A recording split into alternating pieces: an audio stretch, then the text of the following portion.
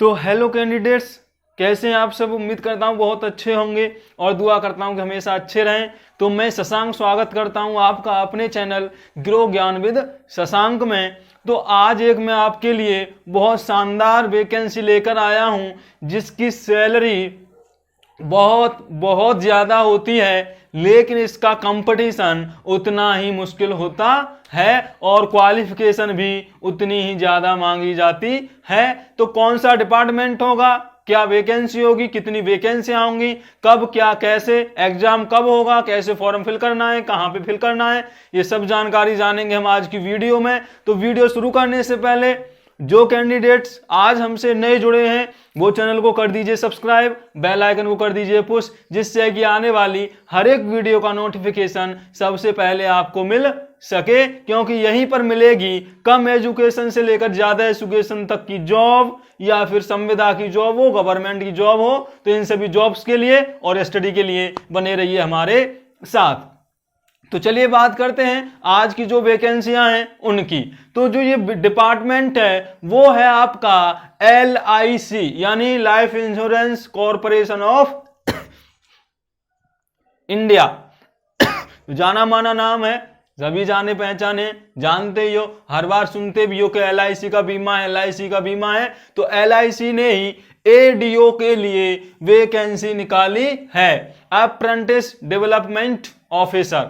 Okay, तो ADO की vacancy है जो शुरुआत में अप्रेंटिस के तौर पर होगी, यानी जब आप 1 साल कंप्लीट कर लोगे तो अगर आपका काम बहुत अच्छा रहा, वो आपकी अप्रेंटिस बहुत अच्छी रही, तो अगर वो टाइम पीरियड ना बढ़ाया जाए तब आप एक डेवलपमेंट ऑफिसर बन जाएंगे LIC में। यानी कि पहले ये अप्रेंटिस के तौर पर वैकेंसियां होती हैं, उसके बाद ही आप एक पोस्ट हासिल करते हो। तो ADO के लिए कहां पर कितनी वैकेंसियां हैं ये सब अब जानेंगे हम। अब मैंने आपको बता दिया कंपनी या डिपार्टमेंट कौन सा होगा, LIC लाइफ इंश्योरेंस कॉरपोरेशन, और वैकेंसी का नाम क्या है, पोस्ट का नाम क्या है, ADO। बात करेंगे अलग अलग जोनों में कितनी कितनी वैकेंसियां हैं। तो नॉर्थ जोन, जो आपका नॉर्थ जोन है वो दिल्ली में इसका हेड ऑफिस होता है, और जो दिल्ली के आसपास के एरियाज होते हैं वो आपके नॉर्थ जोन के अंतर्गत आते हैं। तो जो LIC का नॉर्थ जोन है उसमें ADO की जो वैकेंसियां हैं वो 1216 वैकेंसी है। तो नॉर्थ जोन वालों के लिए कितनी वैकेंसी मिलेंगी, 1216। जब आप फॉर्म फिल कर रहे होंगे तो आपको एक फिक्स अपना जोन डिसाइड करना पड़ेगा, तो कौन सी जोन में कितनी वैकेंसियां हैं उसके तौर पर आप फॉर्म भरें, कोशिश करें अच्छे से। नॉर्थ सेंट्रल जोन जो कि कानपुर से इसका हेड ऑफिस होता है, यानी कानपुर हुआ, इसकी जो आसपास के जो एरियाज हैं, इलाहाबाद हुआ, वाराणसी हुआ, वो कानपुर इसका हेड ऑफिस होता है नॉर्थ सेंट्रल का, जिसमें टोटल वैकेंसियां हैं 1033। आगे है सेंट्रल जोन। सेंट्रल जोन जो है वो आपका हेड ऑफिस उसका भोपाल में होता है, यानी भोपाल। अब ये मैं क्यों बता रहा हूं, क्योंकि जो आपके एग्जाम सेंटर है वो उसी जोन के अंडर में आएंगे या वहीं बनाए जाएंगे। जैसे दिल्ली के जोन वाले में, यानी दिल्ली यानी जो नॉर्थ जोन है वो दिल्ली एरियाज के, अजमेर हो गया आपका, जयपुर हो गया आपका, ये नॉर्थ जोन में आता है। तो आपका जो एग्जाम सेंटर होगा वो अजमेर, जयपुर, दिल्ली यहां पर होगा। सेंट्रल जोन का हेड ऑफिस आपका भोपाल में हुआ। टोटल वैकेंसियां हैं 561। आगे है east central zone. East central zone जिसकी वैकेंसियां हैं टोटल 669। कितनी वैकेंसियां हैं इसमें, ईस्ट सेंट्रल जोन में 669। ईस्टर्न जोन जो कि आपका कोलकाता से चलता है उसमें जो वैकेंसियां हैं वो है 1049। साउथ सेंट्रल जोन जो है आपका हेड ऑफिस हैदराबाद, उसमें आपकी वैकेंसी है 1406। साउथर्न जो आपका साउदर्न जोन है वो होता है जिसका हेड ऑफिस आपका चेन्नई में है, 1516 वैकेंसियां हैं। और वेस्टर्न जोन जो कि आपका मुंबई से चलता है उसमें टोटल वैकेंसियां हैं 1942। इसका जो हेड ऑफिस है आपका साउथर्न का वो है आपका चेन्नई। कौन सा है? चेन्नई। ये मुंबई में 1942। इतनी सारी वैकेंसियां हैं, अलग अलग जोन्स में ये वैकेंसियां हैं, ऑल ओवर इंडिया के लिए ये वैकेंसियां हैं। तो पूरे देश में आप जहां से भी बिलोंग करते हो या आपको जो जोन सबसे अच्छा लगता हो आप उसके लिए अप्लाई कर सकते हो। उसके लिए क्या कर सकते हो? आप अप्लाई कर सकते हो। अब बात करें हम क्वालिफिकेशंस की, तो एडीओ की पोस्ट के लिए आपके पास बैचलर डिग्री होनी चाहिए, यानी आपके पास बीए, बीकॉम, बीएससी, बीबीए ये जो डिग्री कहलाती है, यानी जो डिग्री है ग्रेजुएशन की जो डिग्री है वो आपके पास होनी चाहिए। और आपकी जो एज है वो मिनिमम 21 साल होनी चाहिए। अगर आप 21 साल से छोटे हैं तो आप इस फॉर्म को अप्लाई नहीं कर सकते हैं। और मैक्सिमम एज आपकी 13 ईयर यानी 30 साल, 30 साल मैक्सिमम उम्र कितनी चाहिए?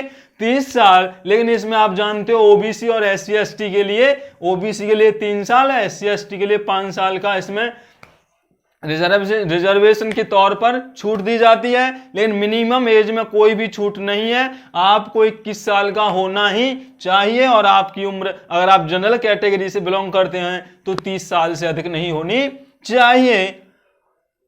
सबसे ज्यादा आप सोच रहे होंगे कि भाई जब हम अप्रेंटिस करेंगे तो हमारी जॉब तो फिक्स नहीं है, तो कितनी हमें सैलरी मिलेगी और सैलरी हमें लगभग कितनी मिलेगी? तो जो इस समय का हिसाब किताब है, जो इस समय आपके एडीओ को अप्रेंटिस के तौर पर जो सैलरी पर मंथ मिलती है वो अप्रोक्सीमेट बनती है, यानी लगभग मिला के टोटल 51,000 रुपए मिलती है। यानी कि अगर आपका इस पोस्ट पर सिलेक्शन होता है तो आपको पर मंथली 51,000 रुपए स्टाइपेंड के रूप में मिलेंगे। लेकिन आपको जब आपका सिलेक्शन हो जाएगा तो 3 लाख रुपए का एक बॉन्ड भी भरना पड़ेगा कि आपका अगर सिलेक्शन होता है तो आप बीच में इस पोस्ट को छोड़ेंगे नहीं। अगर आप उस पोस्ट को छोड़ते हैं तो आपको 3 लाख रुपए देने पड़ेंगे। यानी कि जो